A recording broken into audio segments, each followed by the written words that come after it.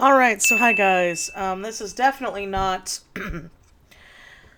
a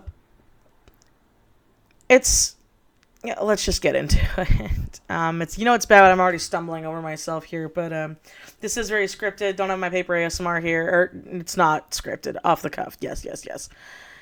Anyway, ooh. So, spicy hot takes, right? I'm sure a lot of you guys are aware that there is some spicy hot takes going on in the art community right now, and I think this also proves my point for why I'm making this video. And so I will not be talking about certain things that are going on right now, but I want to answer the question: is the art community dying on YouTube? A lot of people have asked me that, and the short answer is yes, but the long answer is yes and no. So let me explain. So the way YouTube is now, with its algorithm and how it formats things and how it... So there's certain wordage that people use where they don't use the proper words to describe things. Perfect example is, I'm going to use shadow ban as an example. Shadow ban is when your content's just gone. People can't search it up. They can't find it. It's not the same as being banned because you still exist, but it's harder to find you. That's not what's happening. What's happening is the YouTube bots are mass unsubbing people and mass not sending videos out to people, and they're making it to where you have to feed an algorithmic bot instead of, having the basic website work.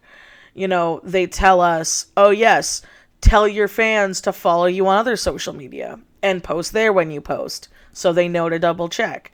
They do things like that. And when you are an artist, when art is your job, art takes time. It takes time and effort, and it's hard.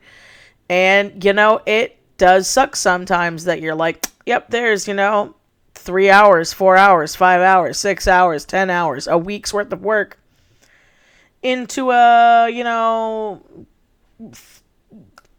8 to 30 minute video. And that's just for the background footage. And so the same thing, though, is that there are certain art communities that are thriving on YouTube. They do great. They do well. But the thing is, they aren't exactly the way the art community was, I would say, about 3 or 4 years ago. When like I first started dipping my toe into it and doing stuff like that. Now, I am an artist.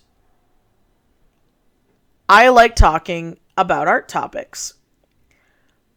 But I will admit, I do not consider my channel solely an art channel. Yes, I make sure to have my art in some way, shape, or form as the backdrop for most of my videos, but I also like games. I like movies. I like, books. I like story times. I like vlogs. I like tags. I like topics that don't have to do with art, but that are topics that I find interesting or that I want to ramble about. And I like rants. And that's a really big thing here, because that's why I made sure when I made my channel, I made it Twisted Disaster. Now, before it was like Twisted Disaster Studio or something along those lines when I first made this channel. And I did that with the intention, to be like, yes, this is going to be where I'm just going to post my speed paints. Just speed paints. Nothing else, no audio, no nothing. And every now and then I would do like a tag video or something. That's when I started. That's when I first kicked into when I started this channel.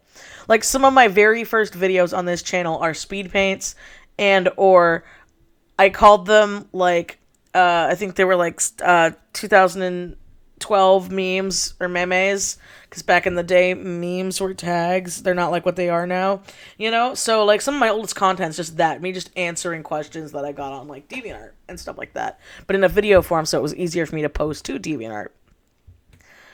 And so as that's gone on, it's becoming a lot harder and harder. I've wanted for a long time to be able to do challenge videos, to do character creations, to do more like draw this in your styles, you know, 3 color challenges and yada yada yada. And I have done that, but those videos with my job take a lot longer than, well, I'm already working on commissions and freelance work. Might as well record random audio into my microphone that I care about and I ramble on about. And then slap it all together, post it up, and let you beautiful listeners listen in. And a lot of other people do that. I am not even the choice of living right on a street. And I'm not even saying that I pioneered this, because I didn't. I definitely didn't. But realistically, there are only so many art topics that I can cover, because I do not feel comfortable doing topics on things I do not personally know. I can do a lot of research into a topic, but if it's not my job and field, I'm not comfortable doing it when it comes to artwork. I've had many people ask me animation questions. I don't animate. I can make a nice blink, a real good blink. That's about it. You know, I have people ask me about comics and formatting comics and writing for comics. I've just now started working on a comic project with a friend. And even then, I'm working on it with a friend. It's not even all me. I don't feel confident in making advice on that. You know, I've had people ask me traditional art questions, when my traditional art is a hobby for me. I haven't gotten paid for traditional art in a long time. And so I don't know what else I can offer to the table that's different. And that's why I like doing tags, story times, things like that are me on my TwistedDisaster channel. Like how a lot of people have that for YouTube. You know, the YouTube is for them doing something. It is you. The problem is with art YouTube and art channels is that those don't get as many clicks as drama does. They don't get as many clicks as controversy does. They don't get as many clicks and views and things like that. And we do not live in a perfect society where people can just do what they love and ramble about what they love if they don't have the time and money to put into it. You know, there are people out there who they have amazing, beautiful artwork where they don't want it to be their job. There are so many artists I follow that I'm like, oh God, I wish you'd have a YouTube or a TikTok. I would love to watch your art process. But I know it's probably not going to happen, because there are people who just don't do that. And that's something you have to understand. But with the art community and the stuff the way it was, it is gone in a sense. You know, everybody is waiting for the next shoe to drop. They're waiting for the next person to come out to be problematic. They're waiting for this and that.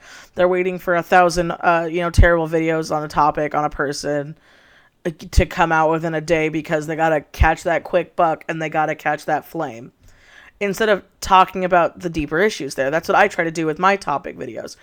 Again, I'm not trying to say I'm better than other people, but instead of talking about a select person and one instance, I'd rather talk about the issue at hand, so that way people can, you know, try to understand the issue without having the bias of the person behind it. Because there are so many terrible issues in this world that I do think on our platform we should use to share about. But I also think that, you know, when people are hypocrites, they need to acknowledge they're being hypocrites. But pride is also a big thing. You know, when you work really, really, really hard on something and nothing comes of it, kind of sucks. If you work not so hard on something and it succeeds, then you start to ride that wave and you ride that high. And that's something I did for a long time. When my channel first blew up, you know, I ended up having it be where I was getting videos, like I was getting so many views, and I was doing great. I was riding that high, and then I hit a low, and I've kind of been in that low. And am I bitter about it sometimes? Yeah, I am. It does suck that I get comments from people saying that, you know, they thought I just took a break because they weren't getting my videos. That does bother me. But in the same vein, YouTube is not my job. I never want it to be my job because of the fact that it changes like this, because of the fact that there are algorithmic things you have to worry about, and that, being an artist on social media is not the same as just being an artist. You have to know how to network. You have to know how to talk. You have to know what to say and when not to say it. You have to know when's proper. You need to know when your best times to post are. You need to know when consistency is. And that's just the stuff that's not even dealing with the art. And it gets exhausting sometimes. And it's honestly why I don't really follow art channels anymore. Because they just don't talk about the art. Because it doesn't get the views. Because you can't do that 2 to 3 times a week. And have it be good quality. With a job, a day job, school, work, family issues, life issues, mental health issues. That's a lot of work. It's a lot of spoons to be able to do that. I've been, for the past, couple months, I've been pushing out three videos a week, one of which is vlogs. And it's helped me in a way, but also it's been very exhausting. I still enjoy doing it, or else I wouldn't be doing it, and I'm doing it to challenge myself. But it was nice back when it was 1 video a week, But that doesn't do well for the bot. That doesn't do well for the art community. That doesn't do well for getting my reach out there. Unless I make a video that's a super spicy, hot, problematic take, which I don't want to do on purpose. Yeah, I could talk about Trisha Paytas being Trisha Paytas, Jake Paul being Jake Paul, problematic people being problematic. But I don't like doing that kind of content unless I feel like no one else is talking about it and people aren't bringing to light serious issues. I'd rather just relax and chill out. It's also why I've recently taken a big step back between drama and commentary channels, because there are a lot of art channels that become drama channels, which, again, fine, make that coin, you do you. I will never shame someone for making money. I won't. You found a niche and you're willing to do it, you do you. That's great. You can afford to live and you're doing well. That's good. But I want to keep a part of myself still. Do I know that stuff sells? Yeah. But I'm not comfortable talking about it. I know what it's like to be in a negative headspace and to see negativity all the time. And it's not good for my mental health, which is something that people talk about all the time, and people roll their eyes and they joke about it. They're like, all these people talking about having depression and anxiety, and you're so sick of it. Because people are depressed and have anxiety. That's a thing. That's a thing. There are people with mental health issues. But you need to find the fine line from when it's an excuse and when you're, exacerbate. I can't say the word. When you're overdoing it. It's why I said earlier this year, I don't watch content that I know is going to make me angry. I don't look into things like that. I've recently unsubbed from a lot of things, and I'm now going back to kind of like my old roots, where I'm trying to find art channels where they just do speed paints. Do I wish they would post more? Yeah. But I know that it takes a while, and it sucks that, you could spend so much time working on something and it get little to no views. Or people not realizing how much time and effort went into what you're doing. Because with me on my channel, I love doing collaborations with people. I love coloring people's stuff with proper credit, as you guys know. But I never want to slip to where I'm not me anymore. And I see that happen with a lot of art channels, And a lot of these channels do not know how to take valid critiques. Instead, they get offended and hurt. And they go off the handle. And it's just such a toxic behavior that I just don't want to be a part of it. Am I leaving the art community? No, because I'm an artist. I'm still making videos because I enjoy making videos. I'm going to keep doing topics because I like making topics. I'm going to keep doing art stuff because I like doing art stuff and it's my job. But I think we need to find the fine line here because there are so many other art communities out there that are doing just fine and dandy. And there's a lot of other people who just straight up, they go straight to Twitch because there's more of a community there where we can talk about the art more. You know, I used to make jokes about that. And YouTube, I feel like will always be my home. You know, and I'm not leaving, and I'm not saying, like, bye, I'm going to Twitch like a lot of people do.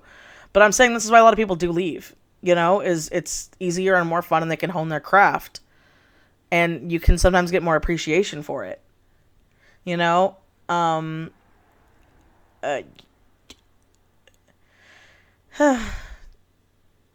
yeah, that's my opinions on it. You know, there are parts of the community where I go to the bullet journal community, thriving, doing great. Fine art community, watercolor community, thriving, doing great. But when I find that niche that I was in, you know, that like digital art, cartoonist kind of thing that wasn't the animation community, there's just all this stuff going on. And there's stuff going on in every community, in every fandom, and in every like thing there, you know, and it sucks. But there's times where you're just like, nope, I need to step away. I need to step away from this, and I'm not going to support it. And so, do I hope it'll change? Yeah. But I realistically think until YouTube changes, it's not going to change because YouTube's going to go with what sells. YouTube's going to go what makes them the platform money because, fun fact, they get like 30 to 40% of our paychecks. Like whatever AdSense we get, YouTube gets 30 to 40% of it. So, they're going where the money is, you know? And yeah, that's all I'm gonna say about that. I'm skipping my normal shill here. You guys understand how things go, but I will say thank you to my Patreon patrons. God, I love you guys so much. I love you all listening right now. I hope you're doing well. If you're having a hard day, take a break, take a breath, relax, make sure you eat something. And as always, guys, I will see you next time. Bye.